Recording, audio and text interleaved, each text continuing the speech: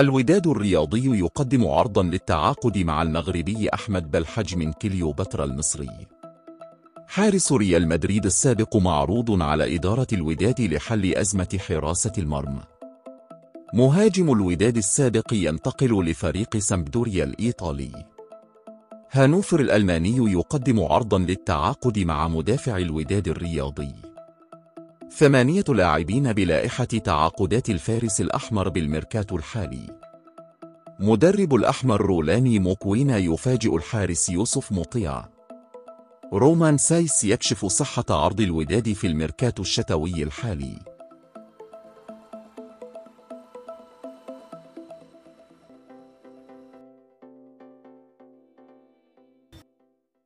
السلام عليكم ورحمة الله وبركاته. مرحبا بكم في قناة وداد الملايين. أنا سعيد جدا بوجودكم هنا في هذه القناة، حيث سنستكشف معا مجموعة متنوعة من الأخبار العاجلة والحصرية التي تهم نادي الوداد الرياضي.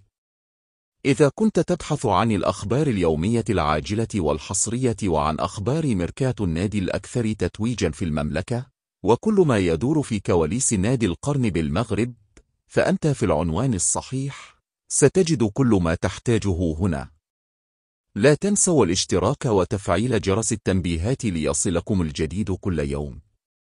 كما أود أن أسمع آرائكم وتعليقاتكم، فلا تترددوا في التفاعل معي. شكرا لكم على دعمكم، ودعونا نبدأ هذه الرحلة معا.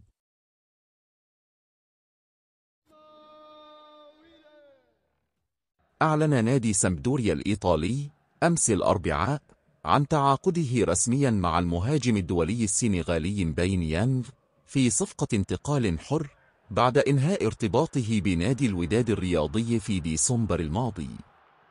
وفسخت إدارة نادي الوداد الرياضي عقد يانغ بالتراضي بعد فشله في تقديم الإضافة المنتظرة مع الفريق.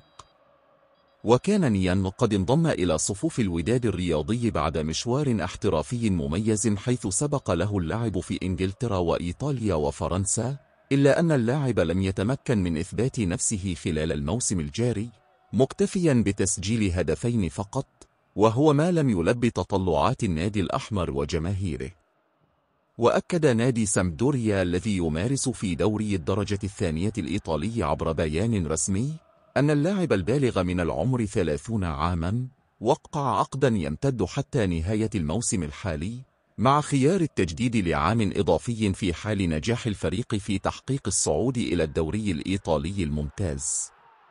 وقال سامبدوريا في بيانه: يسرنا الإعلان عن انضمام بين يانغ إلى صفوفنا. يتمتع اللاعب بخبرة واسعة اكتسبها من اللعب في دوريات أوروبية كبرى مثل الدوري الإيطالي، الفرنسي، والإنجليزي. وكان نيان قد خاض تجارب سابقة في أندية ميلان وتورينو وجنوا بإيطاليا، إلى جانب رين بفرنسا وواتفورد في بريطانيا.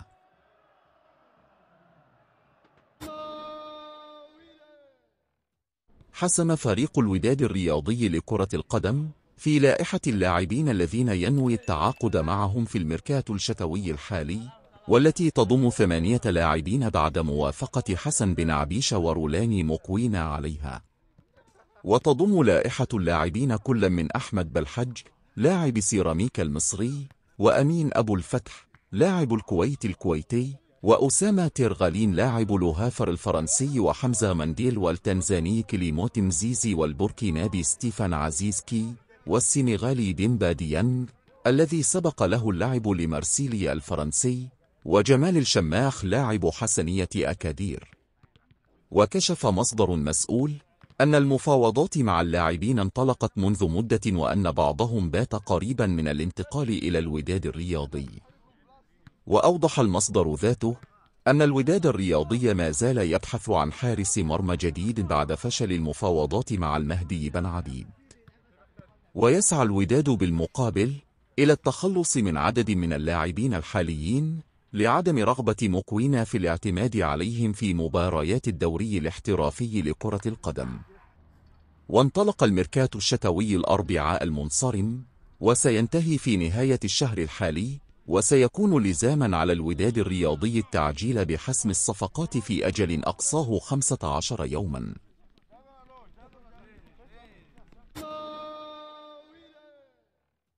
قرر رولاني موكوينا مدرب الوداد الرياضي لكرة القدم إعادة الحارس يوسف مطيع لتشكيل فريقه الأساسي أمام الدفاع الجديد يوم السبت المقبل في الجولة 19 من الدوري المغربي للمحترفين.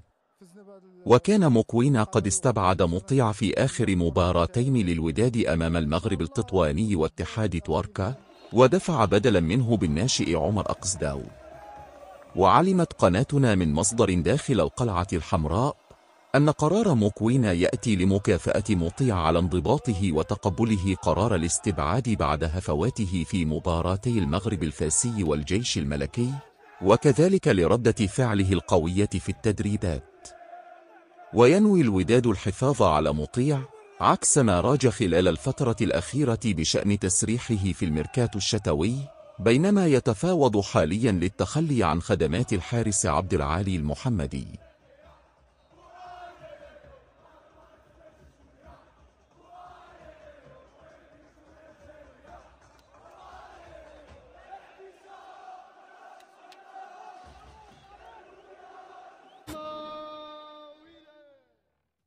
قدم نادي هانوفر الألماني الممارس في دوري الدرجة الثانية الألماني عرضا رسميا لنادي الوداد الرياضي للتعاقد مع قائد الفريق والمدافع جمال حركاس في فترة الانتقالات الشتوية الحالية.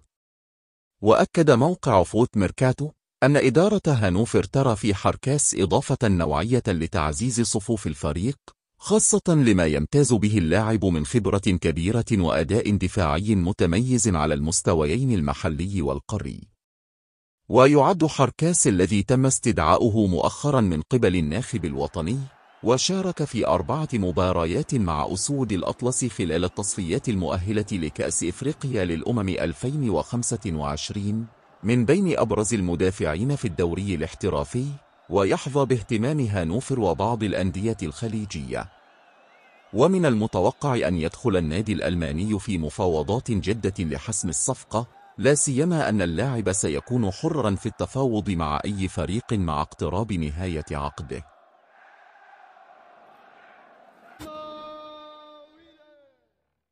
كشف الدولي المغربي رومان سايس لاعب المنتخب المغربي لكرة القدم حقيقة الأنباء التي ربطته بنادي الوداد الرياضي، مؤكدا أنها مجرد شائعات لا أساس لها من الصحة. وقال سايس في حوار مع قناة الكأس القطرية: الجميع يسألني عن حقيقة عرض الوداد، رأيت الخبر مثل الجميع، لكنها تبقى إشاعات، ولم يكن هناك أي تواصل بيني وبين النادي.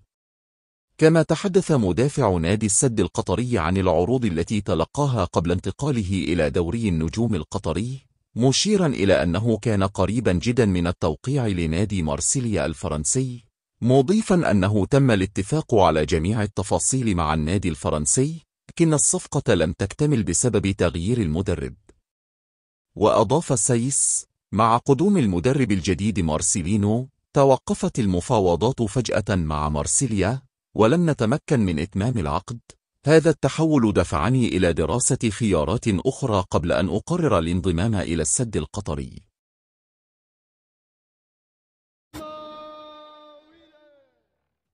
كشفت مصادر مطلعة لقناة وداد الملايين أن إدارة نادي الوداد الرياضي تلقت عرضا من أحد الوسطاء للتعاقد مع الحارس الكوستاريكي كيلور نافاس خلال فترة الانتقالات الشتوية الحالية.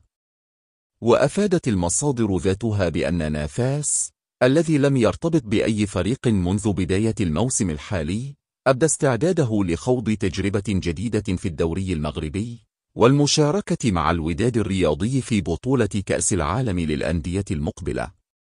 وأكدت المصادر أن إدارة الوداد الرياضي لم تحسم بعد قرارها بشأن الدخول في مفاوضات مع الحارس الدولي السابق، حيث تنتظر دراسة جدوى الصفقة من قبل الطاقم الفني والإدارة التقنية للنادي بقيادة المدرب رولاني موكوينا والمدير التقني حسن بن عبيشة. ويذكر أن كيلور نافاس البالغ من العمر 38 عاما يتمتع بخبرة واسعة في الملاعب الأوروبية، حيث دافع عن ألوان أندية كبرى مثل ريال مدريد الإسباني وباريس سان جيرمان الفرنسي.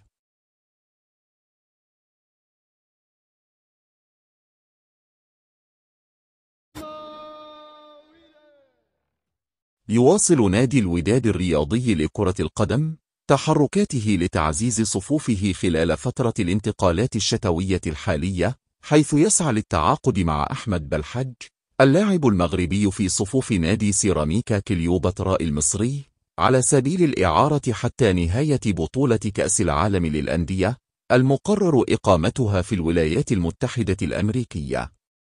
وكشفت مصادر قناة وداد الملايين أن الوداد الرياضي تواصل مع إدارة النادي ووكيل أعمال اللاعب للاستفسار عن إمكانية ضم بلحج على سبيل الإعارة مع تضمين العقد خيار الشراء.